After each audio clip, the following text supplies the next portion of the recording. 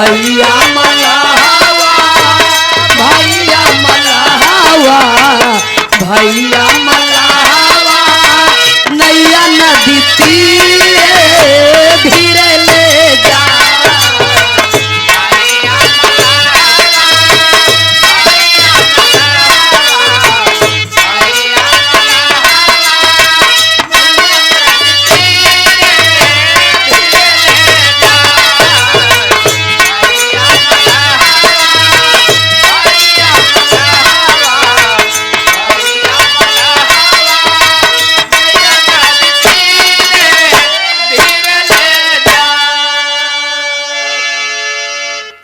गौर करेंगे साथियों, एक छोटा सा परिवार है, सीमित परिवार है। एक सेठ जी हैं स्वर्णकार जेके सोनार कहती। एक सेठ जी हैं स्वर्णकार जेका सोनार कहती। उनके 3 लड़का 2 प्राणी अपना और 2 बेटवा के बियाह कह दिहन। 2 पतोहुआ आई गए। और जब 2 पतोहुआ आई गए घरे में तो 7 जने हो गए। और समय बीता बाबूजी, औरत की तबीयत खराब हो गई। औरत दुनिया छोड़ दियस, धरती छोड़ दियस। अब सेठ जी कहते हैं जब हमार जीवन संगिनी ये संसार में नहीं रही तो अब जीवन साथी के बगैर हमार जिंदगी अधूरा बा। ये लिए कि हमरे आधे अंग का मालकिन थी, हमरे सुख दुख का साथी रही। तो अपने पत्नी के प्रेम में बीमार हो गए सेठ जी। वियोग में सेठ जी भी दुनिया छोड़ दिए। माता पिता दोनों मर गए, लेकिन एक बात कह के मरा रहन पिताजी कि हमारे पल्ले 3 औलाद हैं। ये तीनों औलाद में से जे सबसे ज्यादा बुद्धिमान होए वही घरे के मालिक होए। हमारे कहानी की शुरुआत हो से बा मास्टर साहब, बिरहा में टेरी का भाव है।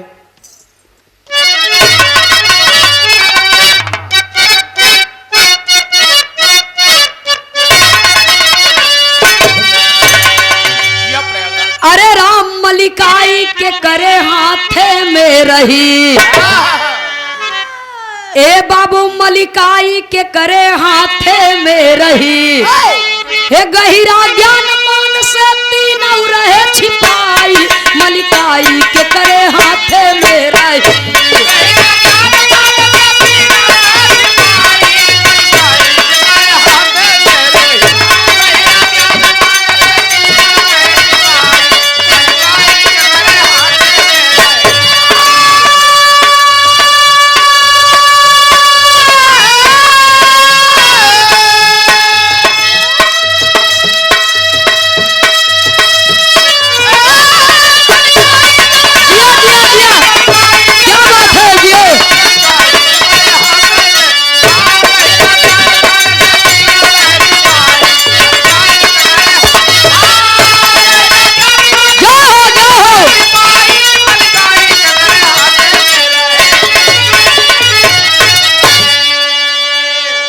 गहिरा ज्ञान मान से 3 रहे छिपाई। मलिकाई के करे हाथे में रही। दोनों भाई शादीशुदा हैं, लेकिन सबसे लहुरा अब कुंवारा बा। लेकिन 3 के तीनों का बुद्धि एक से बढ़ के आपस में फैसला नहीं हो पावत। बात करत का है। बड़े सवेरे 3 भैया घर मुखिया का धरे डगर। जब कुछ दूरिया चला गए तब अचरज एक थी भई जबर। चिन्ह मिला पौआ कर रहिया मनई डोला संभर संभर। राज भरी एक बतिया बड़का भैया बोले तेरी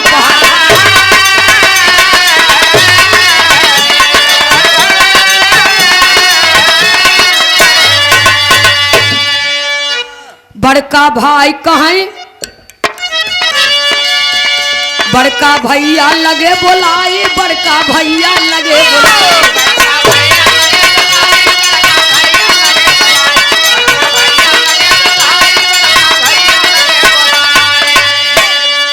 हे बड़का भैया रहे बोलाई। 2 भाई पास में आई। 3 अपन अपन बुद्धि रहे लगाई। मलिकाई के करे हाथे में।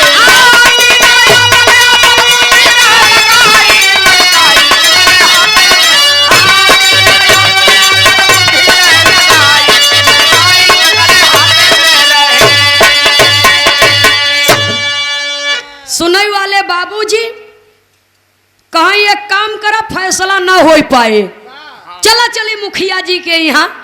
सावन भादव का महीना रिमझिम रिमझिम बारिश होता और गाड़ी घोड़ा के व्यवस्था ना रही, सस्ती के जमाना बा। सुनई वाले बाबूजी पैदल ही अक्सर तर आना जाना लोगन कर रहे। तो एक थी बड़ी घनी बगिया बा, वही बगिया के बीचों बीच से पगडंडी नुमा कच्ची रास्ता बा। बड़े सवेरवे उठ के तीनों भाई बिना दतुइन मुखारी के बासिन मोहे सिधार दिहन की जल्दी जहिया पहुंच चली।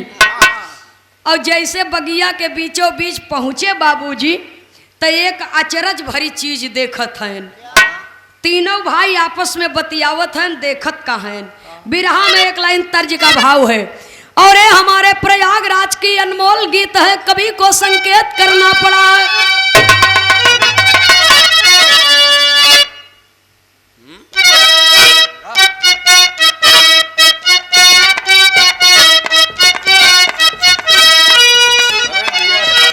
ई स्पीड तब गाँव जब धुन रहा है, हरे हरे बसवा कटवले रे मोरे आल्हर जोगिया। लेकिन स्वर्गीय दादा राम आधार यादव जी गाया करते थे। कैसे गावे मास्टर साहब कहना है,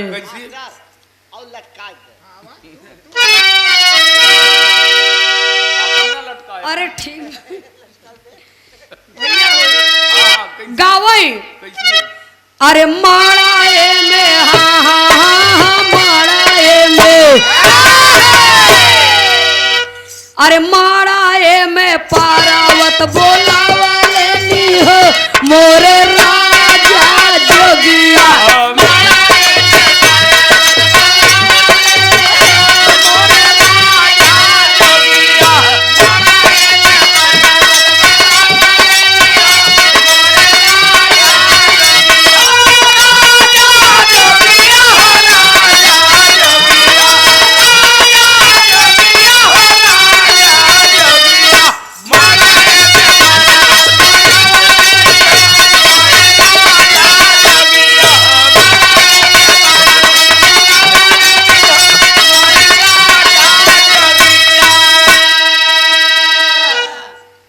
बस सीखते है ऐसे वाला जब बजावे तो दादा राम आधार जी बजावे, जब ऐसे रच के तब बाबू राम कैलाश जी स्टाइल में बजावत रहे भैया।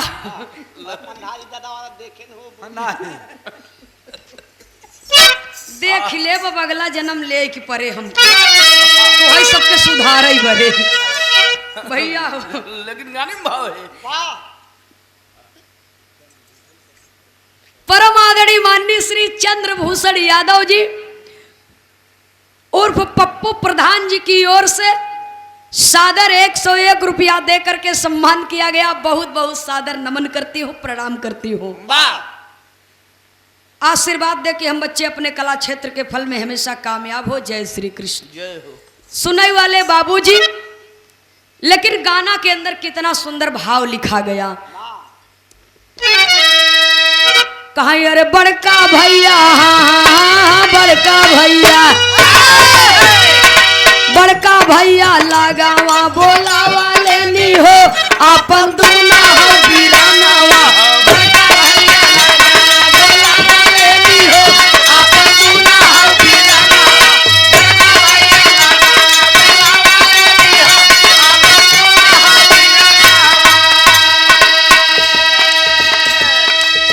हे झट से बोले बड़का भ्रात,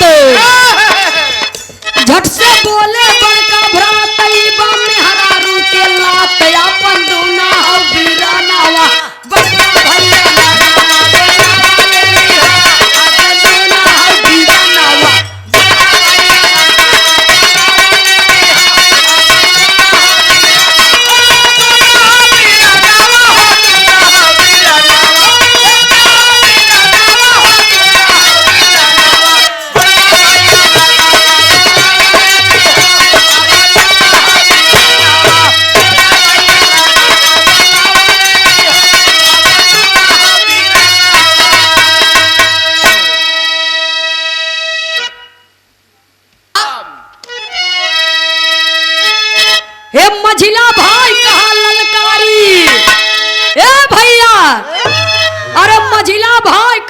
ललकारी ई है गर्भवती बनारी अपन दूना हौ बीरानावा शेर पर सवैया लगा लेती हो अपन दूना हौ बीरानावा शेर पर सवैया लगा लेती हो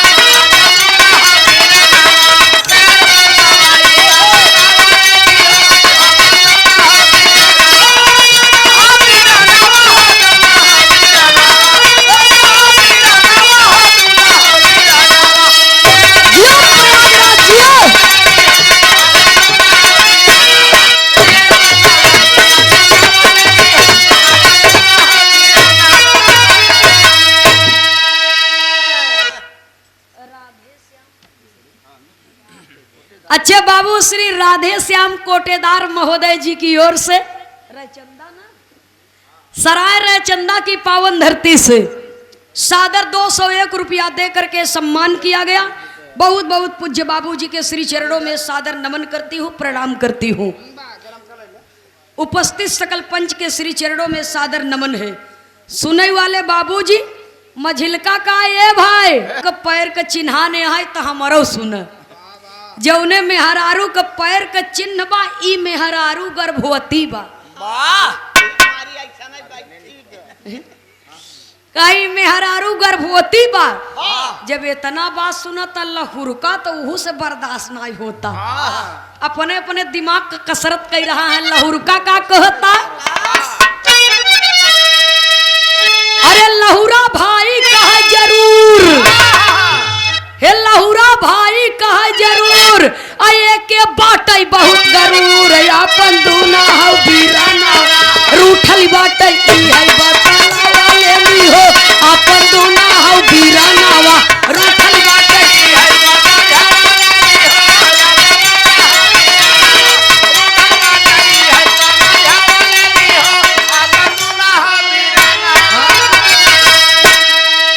भैया हो लहुरका कहत बस सुनाई में हरारू के पैर के चिन्ह या मान लिहा।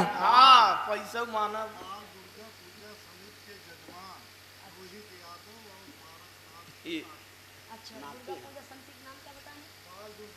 बाल दुर्गा पूजा समिति बाल दुर्गा पूजा समिति जिसके बैनर तले ये कार्यक्रम आज का हो रहा है। बाल दुर्गा पूजा समिति के जजमान रोहित यादव परम आदरणीय माननीय श्री रोहित यादव जी एवं अच्छा पूज्य बाबू पारसनाथ यादव जी के नाती ये सादर 201 रुपया दे करके सम्मान किया गया बाल दुर्गा पूजा समिति की ओर से। बहुत बहुत सादर नमन आशीर्वाद की कामना है।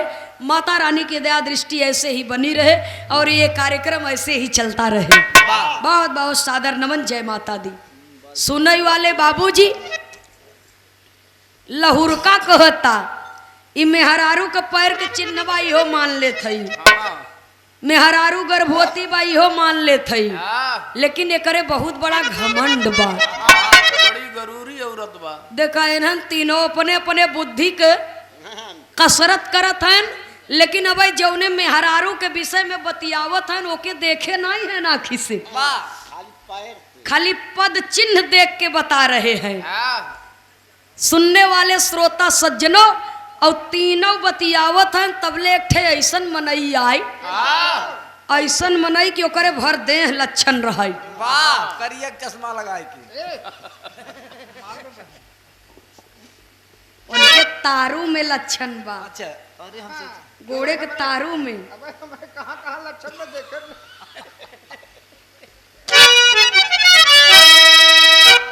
प्रधान जी छोड़ के जाई कायर के आज यही पूरा गांव भर मिल के तोहार लक्षण देख ले ही तब हम संजय नवाऊ तो लक्षण उतार दे प्रधान जी का देख पे इतना दिन तू नहीं जा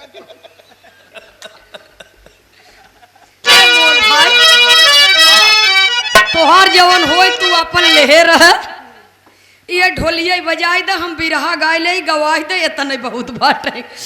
सुनई वाले बाबूजी ए भैया हो बुरा मत माने ई 4 दिन के जिंदगी है केहू के पास हंसई बोले के केहू के लगे बैठे के टाइम आज के समय में नहीं बा। रोजमर्रा के जिंदगी में इंसान परेशान बा रोजी रोटी के चक्कर में तो कम से कम यही गीत संगीत बिरहा के माध्यम से चर्जने बैठा हैं, भाईचारा समझ में आवत बा, समाज में मेल जोल होता, हंसी बोल के जिंदगी बिताई दे, का लेके आई है और का लेके जाब।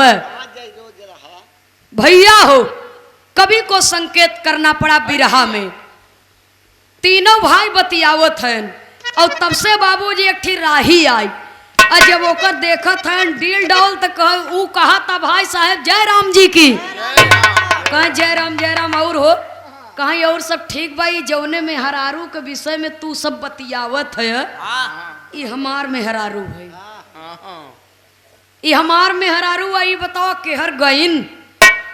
तीनों कहा मोर भैया हाथ जोड़त है, हम लोग तोहरे मेहरारू के नहीं देखा, कहा जब देखा नहीं तो सारा पोजीशन जाने कैसे,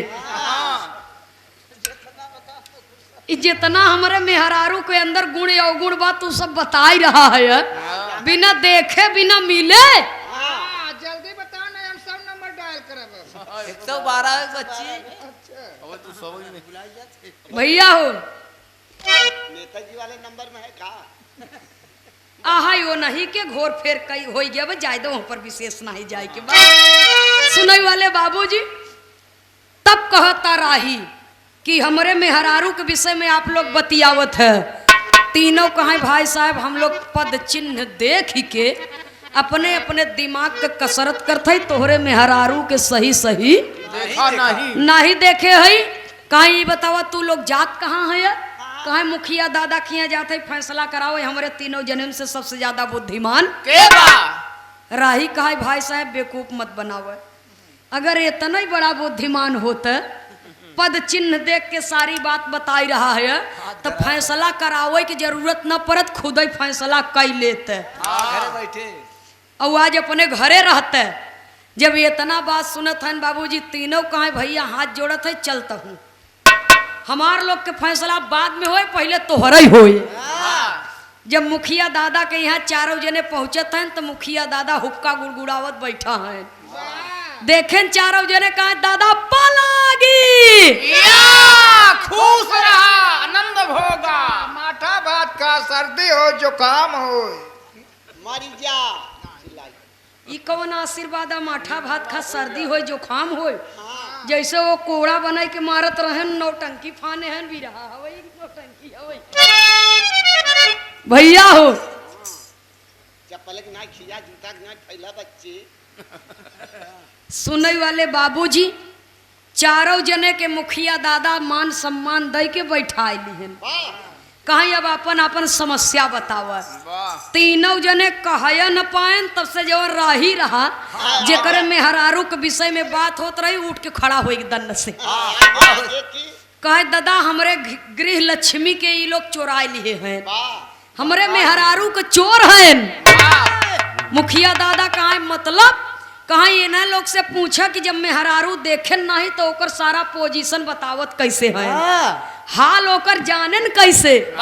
तब तीनों भाई कह रहे हैं, बिरहा में एक लाइन तर्ज लगी मास्टर साहब, कहना है देखा यह इलाहाबादिया एक हैदर उस्ताद गायन गुरुओ गायन चेलव गायन अयाज एके बहुत गवैया गावत हैं, लेकिन बिरहा जगत में जब एके हम गावा तो वो समय में एक गीत के पूर्वज लोग गाए थे, उसके बाद नई पीढ़ी में हमने गाया इसको और आज ये डीजे पर बजाता, पुरानियन का गाना आज डीजे पर बजाता झकोरा मारे झूलनी, लेकिन ये बिरहा का धुन है। कैसे मास्टर साहब कवि को संकेत करना पड़ा, ये दादा लोगन का गाना रहा, तनी बजाए क्या बता। अरे राम झकोरा मारे झूलनी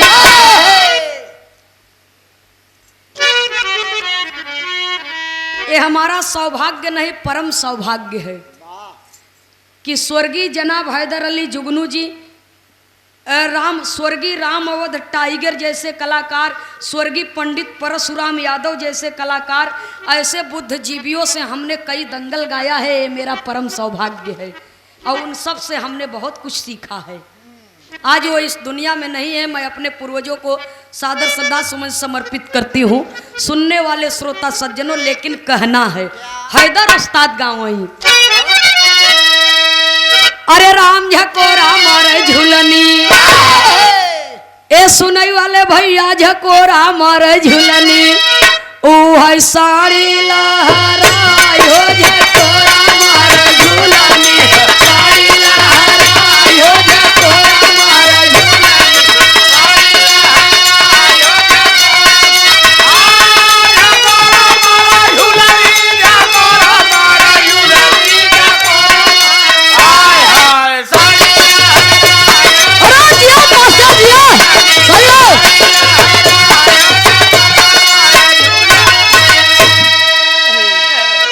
सूरदास जी हैदर उस्ताद के संगे ढोल बजावत रहे जगदीश बहादुर, हाँ हाँ तू नानू बहादुर और उनकर याद कबो कबो तू दिलाई देते भैया हो। लेकिन देखा एक हम गावा एक लाइन, अरे राम राम बनवई मनई, ए बिरहा सुनई वाले पंचौ राम बनवई मनई, मनई बनवई राम के, राम बनवई मनई, मनई बनवई राम के,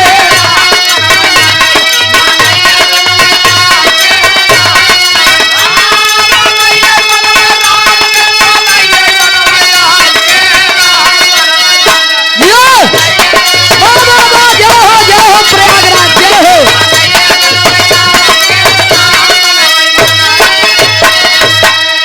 कहीं अरे राम का बनावल मनई डोलई और बोलई,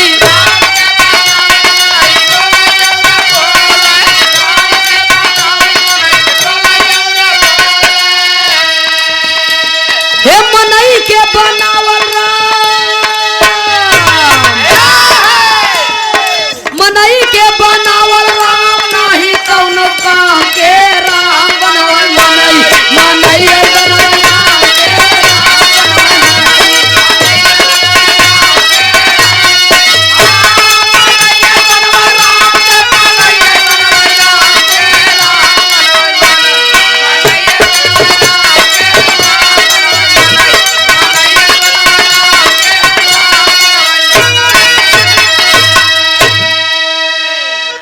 सुनई वाले बाबूजी राम के बनवा मनई, मनई के बनवा राम में इतना बड़ा फर्क बा। जे हमई आपके जन्म दिहे, संसार के जन्म दिहे, श्वास श्वास में निवास करता राम, जौने दिन राम निकल जाए वही दिन मरा मरा हो जाए। राम के बनावल मनई डोलई और बोलई, मनई के बनावल राम नाही कौनो काम के, कहो राम दुनिया बनवई और मनई राम के बनावता। सुनने वाले श्रोता सज्जनों, लेकिन बिरहा में भाव है, कहना है, अरे राम कहाँ तीनों भाई हमके, ए मुखिया दादा,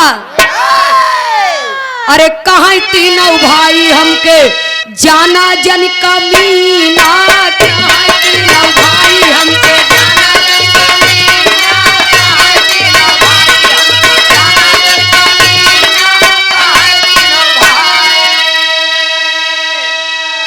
कहे सुना हम लोग कौनो एहर ओहर खानदान के लड़का न होई, सभ्य और पढ़ा लिखा घरे के लड़का है, चोर डकैत न होई, इनकर मेहरारू चोराई लेबै, और हमारे सबके घरे स्वयं मेहरारू है, इनकर मेहरारू चोराई के हम का करबै। सुनई वाले बाबूजी मुखिया दादा कहाँ ऐसन बा, चोर कभौ न कहे कि हम चोरी किए है, इतना ही बताओ कि तू लोग जब देखे नहीं तो पहचाने कैसे, तब बतावा था बड़का भाई। अरे मुखिया से कहाँ बड़का बीरा नाचेताई,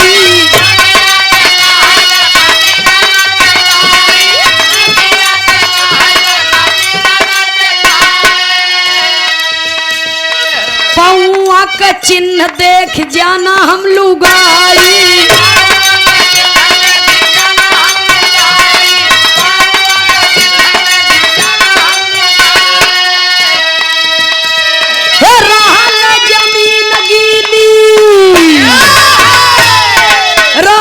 जमीन गीली धसारा मीना, कहाँ तीनों भाई हमके,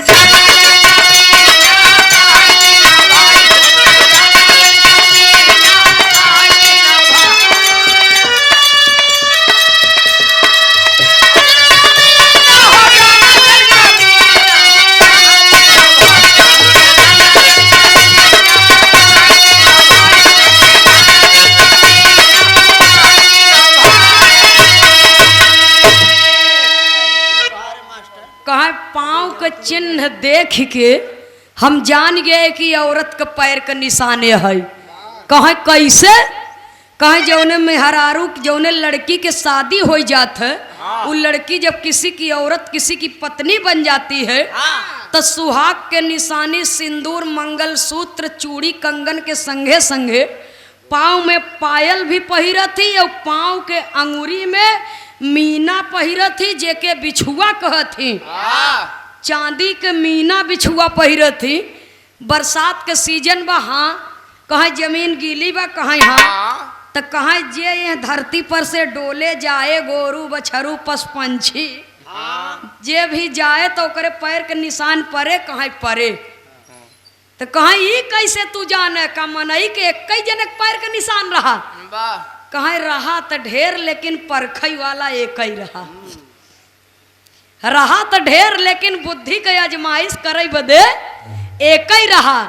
और वो औरत के पैर के निशान हम यह बदे जान गए कि जौने जौनी की इनकर मेहरारू गोड़ रख के गई बाटे जौने रास्ता से, ओकरे पैर के निशान के संगे संगे अंगूरी के निशान भी पड़ा बा। आ जवन अंगूरी में मीना बिछुआ पहिरे बा उहो धंसा बा, उहू के निशान पड़ा बा। तो हम यही से जान गए कि औरत के पैर के चिन्ह तोहरे हिया वर्धा मीना बिछुआ पहिरे थी। बताई रहा है गोरू वर्धा पशु पंछी न गा रहा हो ही। सुनई वाले बाबूजी जब इतना बात सुनत हैं मुखिया दादा, कहा यार तू तो फिट है एकदम। तब मझिलका के नंबर आएगा, तू कैसे जाने कि औरत गर्भवती बा? हाँ तू अल्ट्रासाउंड मशीन लग टहरत है। तब मझिलका कहता है का कहे? अरे का है गर्भवती महिला यही से जनात बा।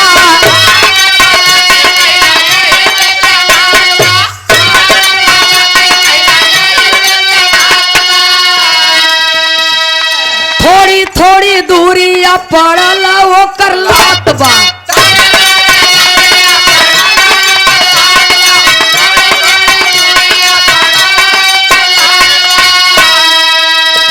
हे बाकी नहीं जानी उनकर,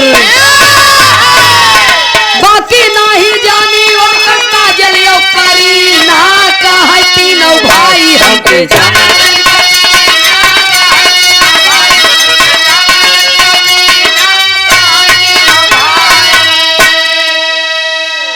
सुनई वाले बाबूजी मझिलका कहता कि हम कैसे जाना है कि औरत ई गर्भवती बा। कहे कैसे जाना है? कहे धीरे धीरे आराम आराम से और धीरे आहिस्ता आहिस्ता रख के आगे बढ़ी बा। अगर गर्भवती ना होते तो हाली हाली जात, तब डाक चौकिया मारत। गर्भवती ना हो तो हाली हाली जाते और गोड़े के निशान हर ओहर हो जात। मुखिया दादा कहे परता ना भेटाता बेटा, सही बताओ है।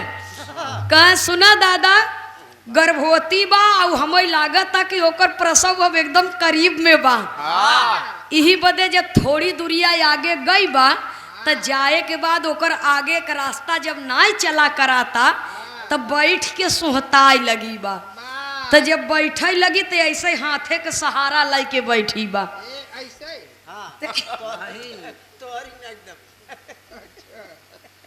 हद कह दिए भाई साहब। हाथ में हो जो पकड़ लेते हैं। इनकर भौजी इनका बताए इसने।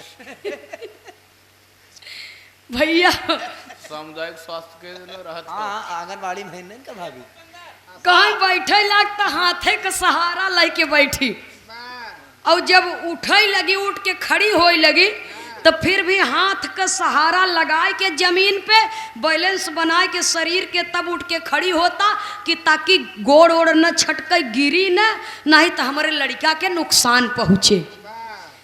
तो जब सारा पोजीशन बता दिए बाबूजी कि जब उठे लाग तब हाथ का सहारा लाई के उठी और बैठे लाग तब और जाए के फिर कुछ दूरिया ऐसे ऐसे प्रक्रिया काफी दूर तक गई बा। जब ये इतना बात सुनत है मुखिया दादा तो कहा यार तू तो पक्का पारखी मनई है। हाँ ये एकदम सज्जन आदमी है। तो अब आएगे नंबर लहुरवा के, तू कैसे जाना कि गर्भवती बा ये औरत। तब लहुरका भाई कहता मास्टर साहब, ओ लहुरका भाई कहता मुखिया दादा कहा तू कैसे जाना कि वो हाँ गरूरी बा गुस्सैल बा। मगरूर बा, घमंडी बा। माफी चाहब, लहुरका भाई का कहता भैया हो, अरे लहुरा का है कि रूठलिए ही से जनात बा।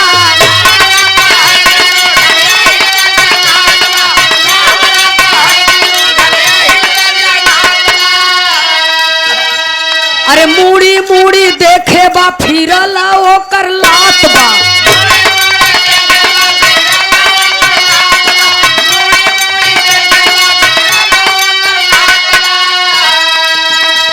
हे शायद क्यों मनावल आए, शायद क्यों मनावल आए, सोचत बा हसीना कहाँ तीनों भाई हो के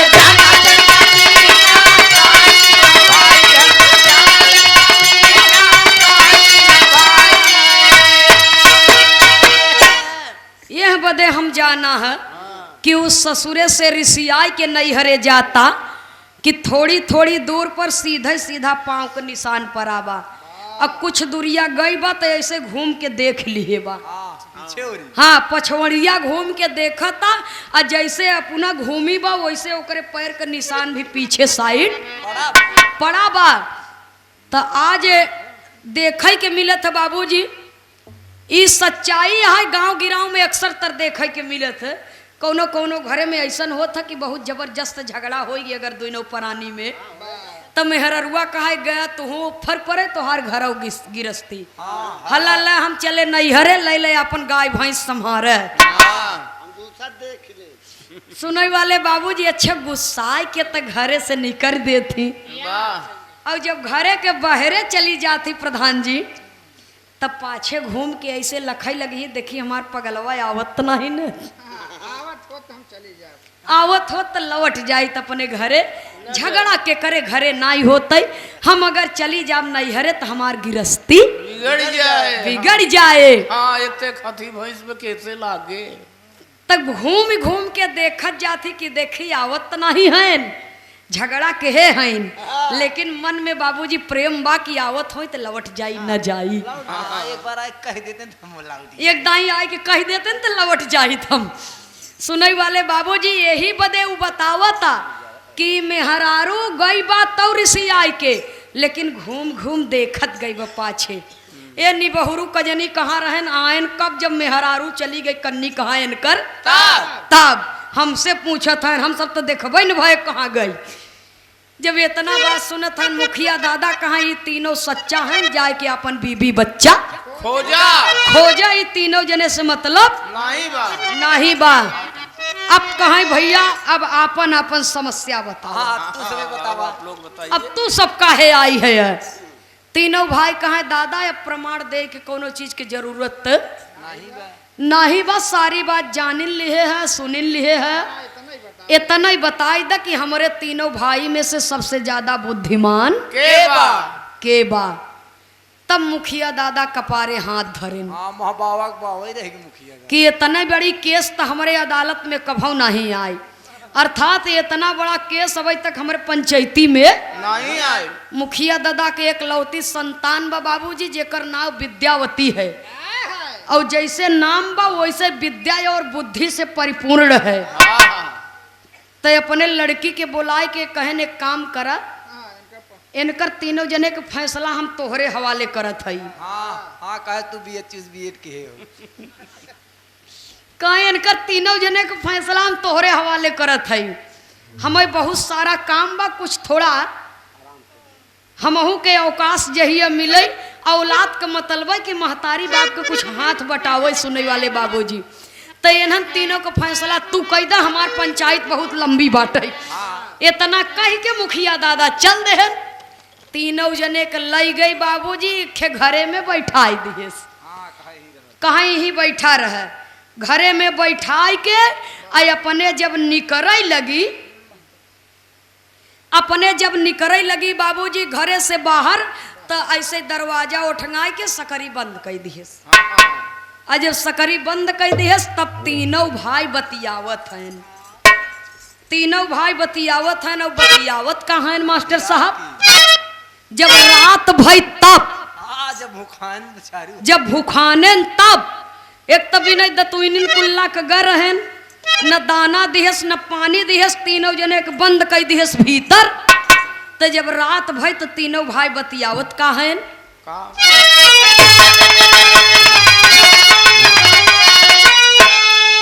अरे कहे ल जेठरा आवत कौनो साइत ही आ जुड़ाइत हो, कहे ल जेठरा आवत कौनो साइत ही आ जुड़ाइत हो, अब पाइत मसीहा बकरा के हम खाइत ही आ जुड़ाइत हो।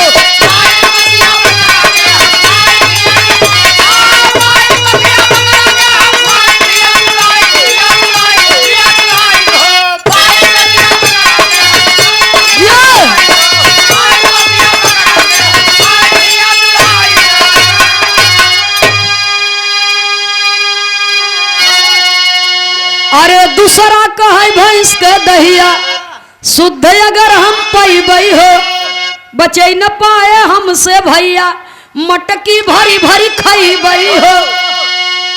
अरे तीसरा बोला एक बेरी अजमाइत ही आ जुड़ाइत हो, और मिला सुता मुखिया का गोड़ दबवाइत ही आ जुड़ाइत हो। रात की भूख के मारा करेजा छटपटाता, बर्दाश्त ही न होता भूख। एकदम छुधाव धीराई। आई तीनों जने आपस में जब बतियावे लागेन तो मुखिया दादा के बिटिया लगी कान लगाए के सुनई कि देखी तीनों बतियावत का हैं। बड़का कहत बा भाई साहेब इतनी जोर भूख लगी बा, इतनी जोर भूख लगी बा कि सवेर होते मान अगर बकरा का शुद्ध मांस का गोश्त बन जात मिल जाते, बना बनान मिल जात तो पेट भर के भोजन कैले ही। जब इतना बतिया सुना तब मझिलका कहे जब देखा तब खाली मांस मदिरा के चक्कर में हैरान रहा था। केवल खाए पिए के चक्कर में। अगर भैंसी के शुद्ध दूधे के सढ़ियारे दही मिल जात हमके तो एकादशी मनाई ले तो हम एकाक दुई मेटी खाई जाई। लहुरका कहा तो दुई के दोनों जने बेवकूफ को पूछी है। दिमाग लगावा पहले कि मुखिया दादा के बिटिया यह न कहेस कि भैया कुछ खाए है कि नहीं खाए है। लई आई के यहाँ बंद कर दे ससुरी हम सबके कमरा में कसम मालिक से बतावत है तू सब खा भाई साहेब भर, लेकिन हम तो न खा। अगर हमके यही मुखिया के बिटिया मिली जाते आज हम फिर ना हमके दही मांस न चाहे, हमें भात रोटी न चाहे, अगर यही मिल जाते तो हम यही से अपन सेवा करवाई ले। ई हो कि मुखिया के बिटिया से गोड़ हाथ अपन मिजवाई ली है, फैसला हो चाहे गऊफर पर। अब तीनों जने के बात नोट कैली है। सवेर भर दही और मांस का व्यवस्था कर दी है। लहुरके के सेवा करे बदे रूप रंग संवार के अंगनाई में चारपाई बिछाई के बैठी गई। ये दोनों जने गए दही और मांस खाई खाई आए। और जब लहुरका गवा बाबूजी तो वैसे दुई कदम दूरिये से देखे, थोड़ा दूर पे है अंगनाई में, और वैसे ही बाबूजी मुहारी से गा ओसारा में से अंगनाई में। और जब देखा था बाबूजी तो देख के एक टकटकी लगाई के देखा था, और ओकरे बाद ऐसे ही उल्टे पांव वापस चली आए। लौट आई। कुछ बोला नहीं, एक टक देखेस और वापस लौट आई। एक आखर बोला नहीं। मुखिया दादा के बिटिया कहा ई आई बा सेवा करवा वही बदे काहे चला गवा तो हम एकर इच्छा पूरा करे बदे यहाँ बैठी है कि आवे तो एकर हाथ गोड़ मीज दे। लेकिन हमें निहार के तिरछी नजर देख के चला गए। वह बाहर भाग के आए, कहे कस। तीनों जने कहा हे देवी जी बस हमारे लोग कब विदाई माफ कर दे, हम लोग के विदाई कर दे, फैसला अब हम सबके न चाहे। भूख को मारा जीव जाए चाहत रहा, खैर जवन की हो तवन बढ़िया की हो, अब हम सबके जाय दे। कहे ना फैसला करावे आई है तो बिना फैसला की है तो जाय न देबै और जबरदस्ती करबे तो उहू के दवाई बा जबरदस्ती करबे तो उहू के दवाई बाटे बांध दिया जाबे जाय न पौबे आई है या फैसला होए तब जाबे अब तोहरे मर्जी से नहीं हमारे मर्जी से तू जाबे फिर अंदर घुसे रे बाबा हाँ हो बंद कर देबे चार जने के बोलाए के लियाए के कहा इन्हन के भीतर कर ठेल के ले चल चट्ठे मजदूर आयन बाबूजी उन्हन लगा हन गोरुआरी में अपन काम धाम करत हन घरे के गैया भैंसिया अपन देख रहा है चारों जने आयन लग गए तीनों जने के ढकेल के हुई भीतरे कह के फिर दरवाजा बंद कर दिहन कहा गजब जबरदस्ती है। फिर दिन बीत गया रात ही हो गई और जब रात ही हो गई तो फिर तीनों अपन कुलबुलाहट फाने जब बतियावे लागे तो मुखिया दादा के बिटिया कहा एनन दिनवा की नाई बोले रतिया बार बारात है फिर लगी उ कान लगाए के सुनई तब तीनों कहत का है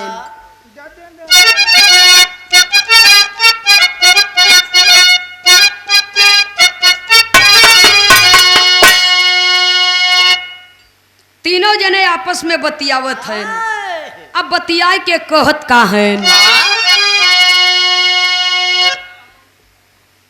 अरे कहाँ बड़का भैया तब छोटा का बीरन से बाबू कहाँ बड़का भैया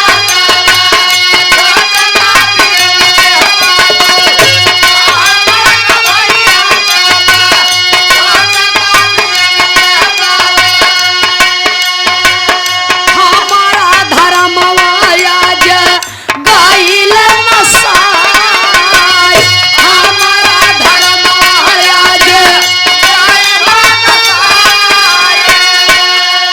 अरे कुकुरा का मसिया रानी हम के खियवली भैया कुकुरा का मसिया रानी हम के खियवली भैया कुकुरा का मसिया रानी हम के खियवली भैया दूसरा कहै की दहिया नारी के जना दूसरा कहै की दहिया नारी के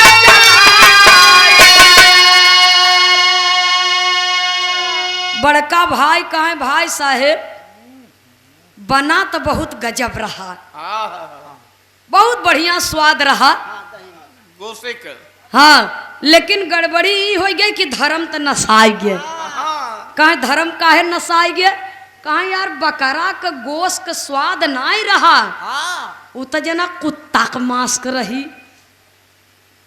अब लड़कियां सोचा था कि इन्हन कुकुरो खाए हैं का भैया मांस का स्वाद जान रहा है लेकिन बुद्धि का प्रयोग होता कहे वो जना कुत्ता का मांस का गोश्त रहा वैसे आवता हाँ स्वाद ऐसे बतावता तो जवन लहुरका रहा कहा तोहार तो ठीक रहा मझिलका कहा का बताई भाई साहेब हमसे कुछ कहता ही नहीं हमसे तो कुछ कहता ही नहीं बनता कहे काहे कहे वो जवन दही रही वो भैंसी के शुद्ध दूधे के सढ़िया रही दही कहे तब के थक रही कहे वो तो जना मेहरारू के दूध के दही जनात रहे 18 गांव गोलियाए हुई भैया तब बिटिया वो जान के लगती मेहररुआ पी के आई भैया ए मास्टर साहब बात सब रहा है लेकिन पर्दे में पर्दे में पर्दवा फारत है भैया हो तब